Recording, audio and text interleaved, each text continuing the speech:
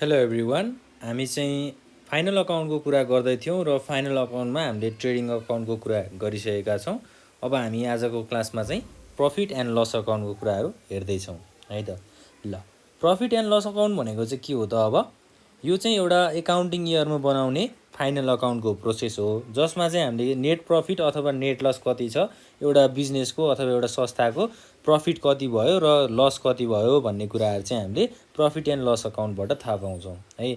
अब प्रफिट भनेको नाफा भयो, लस भनेको के भयो त? घाटा भयो।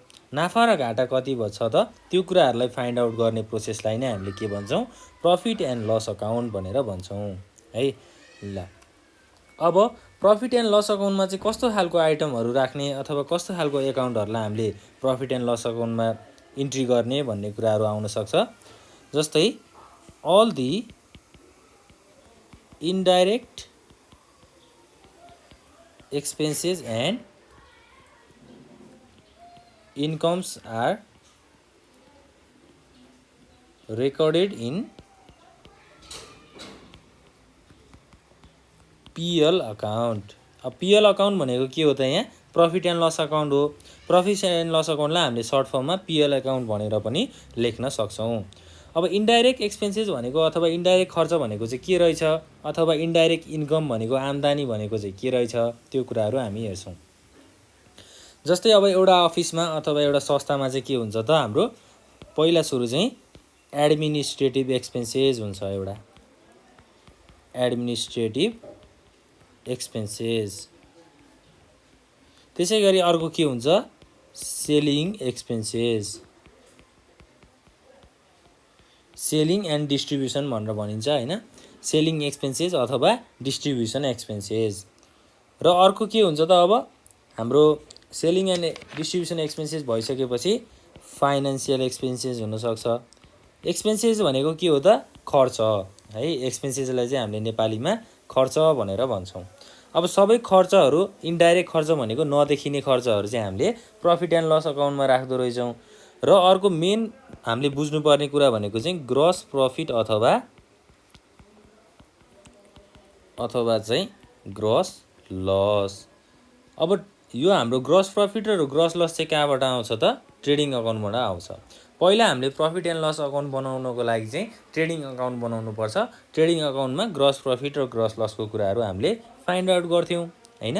ल, अब हामीले प्रफिट एन्ड लस अकाउन्टमा चाहिँ यसको एडभान्टेजहरू गर्दाखेरि एउटा नेट प्रफिट थाहा हुन्छ अथवा एउटा नेट लस थाहा हुन्छ भन्ने कुराहरू हामीले हेर्छौँ। त्यसै गरी अर्को यसले चाहिँ के गर्छ त भन्दा इन्डाइरेक्ट एक्सपेन्सेसको चाहिँ इन्फर्मेसनहरू दिन्छ है। खर्च कति भएको छ र आम्दानी कति भएको छ त्यो कुराहरूको चाहिँ हामीलाई इन्फर्मेसन दिन्छ है। र कम्पनीमा प्रफिट कति भयो भन्ने कुराहरू नै हो यसको मेन एडभान्टेज भनेको। अब फर्मेटको कुराहरू गरौँ। Format of profit and loss account है। प्रफिट एन्ड लस एकाउन्टको फर्मेट चाहिँ कस्तो हुन्छ त? अब फर्मेट भनेको चाहिँ हाम्रो ट्रेडिङ अकाउन्टमा जस्तो गर्थ्यौँ त्यस्तै नै हुन्छ, लगभग सेम नै हुन्छ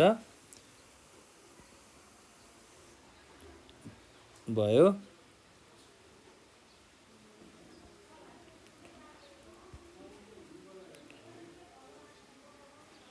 यो चाहिँ हाम्रो एउटा टेबल है। ल, अब यहाँ हाम्रो लेफ्ट ह्यान्ड साइडमा चाहिँ डेबिट साइड हुन्छ, पार्टिकुलर्स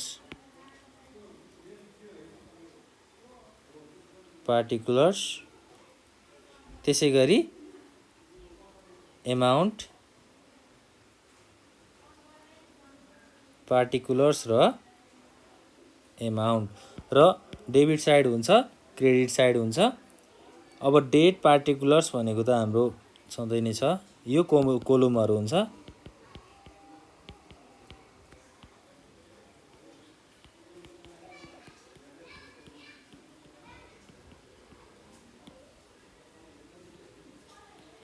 ल, अब डेबिट साइडमा चाहिँ हामीले कस्तो खालको आइटमहरूलाई राख्ने त? जस्तै all the indirect expenses, all the indirect expenses are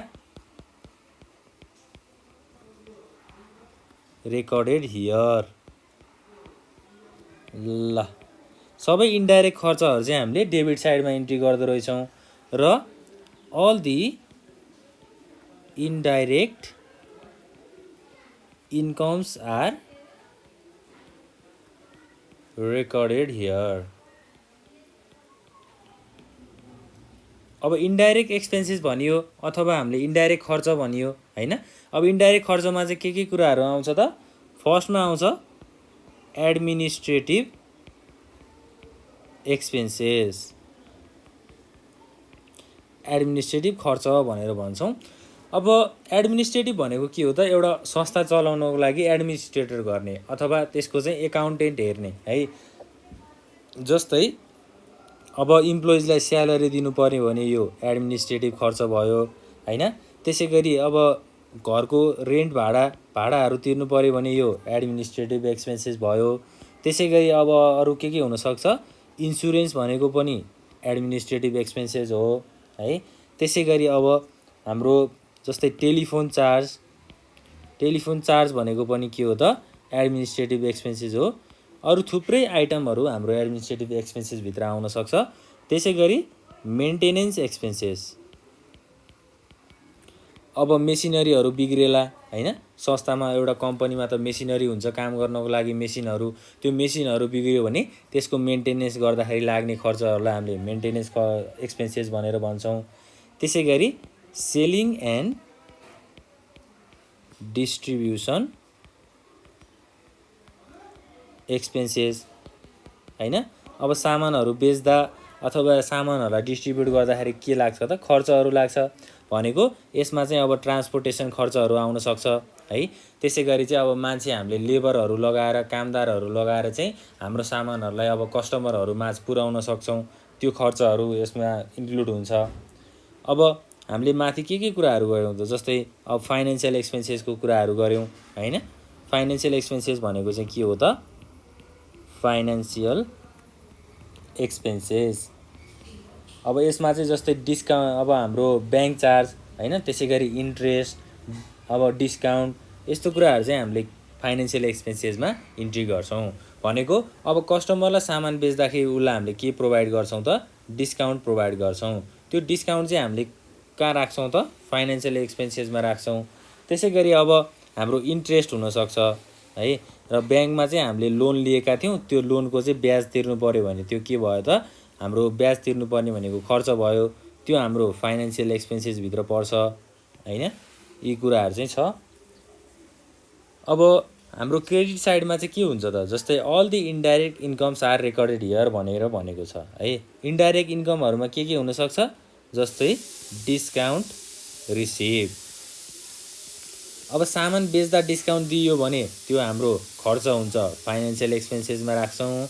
र अब हामीले के गर्छौँ त? सामान बेच्दाखेरि है, सामान बेच्दाखेरि चाहिँ अब हैन सरी सामान किन्दाखेरि है, अब हामीले एउटा यो XYZ कम्पनीको चाहिँ हामीले प्रफिट एन्ड लस अकाउन्ट बनाएको छ भनेर बुझौँ, हामीले इक्जाम्पल इमेजिन गरौँ हैन। अब XYZ कम्पनीमा चाहिँ सामानहरू किन्दाखेरि है, जस्तै हामीले 10,000 को सामान किन्न लागेको छौँ XYZ कम्पनीमा भने यो XYZ कम्पनीमा चाहिँ अब जस्तै 10,000 को सामान पर्ने थियो, XYZ कम्पनीले 8,000 मात्रै तिर्यो है। अब उसको लागि के भयो त? त्यो 2,000 रुपियाँ बाँकी रहेको के भयो त? डिस्काउन्ट भयो। अब 10,000 पर्ने सामानलाई 8,000 मा मात्रै किन्छ भने बाँकी 2,000 त उसले तिर्नु परेन नि त हैन। त्यो चाहिँ उसको लागि के हुनसक्छ? डिस्काउन्ट हुनसक्छ। अब यो भनेको त आम्दानी हो, तिर्नु नपर्ने कुरा, तिर्नु नपर्ने पैसा भनेको त के हो त? हाम्रो लागि आम्दानी हो। त्यही भएर डिस्काउन्ट रिसिभलाई चाहिँ हामीले के गर्छौँ त? क्रेडिट साइडमा इन्ट्री गर्छौँ। त्यसै गरी अब कमिसन रिसिभ हुनसक्छ है। कमिसन रिसिभ भनेको चाहिँ के हो त? कमिसन भनेको चाहिँ कुनै पनि काम गरेको बापत है, कुनै पनि काम गरिदिएको बापत चाहिँ आउने पैसा। जस्तै XYZ कम्पनीले चाहिँ अब कुनै व्यक्तिको अथवा कुनै कम्पनीको कामहरू गरिदियो है, त्यो कामहरू गरिसकेपछि के आउँछ त? उसलाई एउटा कमिसन भन्ने हुन्छ। कमिसनको पैसा चाहिँ के हुन्छ त? उसले पाउँछ, XYZ कम्पनीले पाउँछ। त्यो चाहिँ उसको लागि के हो त? कमिसन रिसिभ्ड हो। यसलाई हामीले के गर्छौँ? क्रेडिट साइडमा इन्ट्री गर्छौँ। यसरी चाहिँ हामीले बुझ्नुपर्छ है त। अब जस्तै इन्ट्रेस्ट अन इन्भेस्टमेन्ट अब इन्भेस्टमेन्ट भनेको के हो त? लगानी गर्ने है। जस्तै XYZ कम्पनीले चाहिँ कुनै ठाउँमा लगानी गरेको छ, उसले चाहिँ इन्भेस्ट गरेको छ। त्यो इन्भेस्ट गरे बापत उसलाई के आउनु पर्यो त? अब इन्ट्रेस्ट भनेको ब्याज आउनु पर्यो है। त्यसै मान्छेले लगानी त गर्दैनन् नि। मान्छेले लगानी गर्ने भनेको पैसा कमाउनको लागि हो हैन।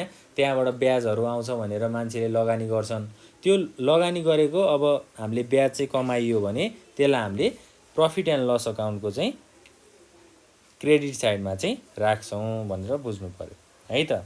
ल अब मेन कुरा चाहिँ हामीले यहाँ छुटाएको के छ त? ग्रस प्रफिट अथवा ग्रस लस है। ट्रेडिङ अकाउन्टबाट आएको ग्रस प्रफिट अथवा ग्रस लसलाई चाहिँ हामीले कहाँ इन्ट्री गर्ने त है। यो कुराहरूलाई चाहिँ हामीले जहिले पनि प्रफिट एन्ड लस अकाउन्टको डेबिट साइडमा होस् या क्रेडिट साइडमा होस्, फर्स्ट इन्ट्री चाहिँ हामीले ग्रस प्रफिट र ग्रस लसलाई गर्नुपर्छ। अब ट्रेडिङ अकाउन्टबाट ग्रस प्रफिट भयो भने त्यसलाई हामीले प्रफिट एन्ड लस अकाउन्टको क्रेडिट साइडमा बाई ग्रस प्रफिट भनेर लेख्ने। जस्तै यो चाहिँ फर्स्टमै लेख्ने है, फर्स्टमै लेख्ने। त्यसै गरी ग्रस लस भयो ट्रेडिङ अकाउन्टमा भन्यो भने प्रफिट एन्ड लस अकाउन्टको कहाँ लेख्ने त? डेबिट साइडको फर्स्ट ट्रान्जेक्सन अथवा फर्स्ट आइटम इन्ट्री गर्ने बेलामा लेख्ने है। जस्तै यहाँ टु ग्रस लस भनेर लेख्न सकिन्छ। त्यसै गरी क्रेडिट साइडमा बाई ग्रस प्रफिट भनेर चाहिँ लेख्न सकिन्छ। यसरी चाहिँ हामीले बुझ्नु पर्यो है त कुराहरू। ल यति कुराहरू बुझ्यो भने हामीलाई प्रफिट एन्ड लस अकाउन्ट बनाउनको लागि चाहिँ सजिलो हुन्छ, कुनै गाह्रो हुँदैन। गाह्रो पनि छैन, यो कुराहरू बुझियो भने सजिलो छ।